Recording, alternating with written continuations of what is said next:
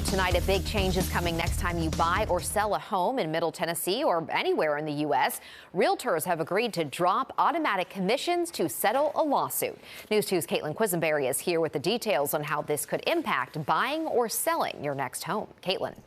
This change means you'll be able to negotiate how much you pay a real estate agent. To find out the details of this change, I spoke with realtors here in Nashville.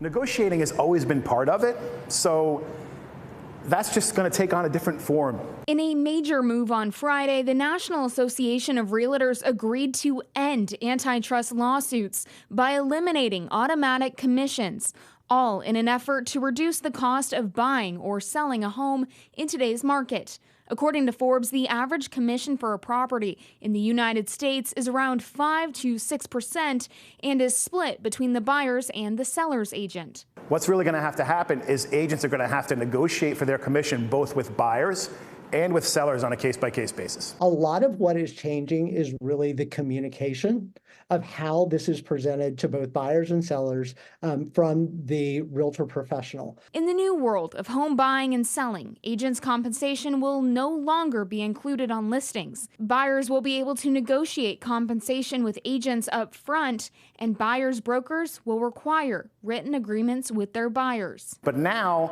each transaction is going to be looked at under a microscope, and realtors are going to have to do a great job of explaining why their role is necessary and what the value of that is. But there are still a lot of questions to be answered. You have to talk about the scenario in which a seller holds firm and says, I'm not going to pay that commission. So in this case, how does that affect a buyer? Will we be able to include those costs in a transaction and get that included in a mortgage per se, or does that have to be paid out of pocket on behalf of a buyer?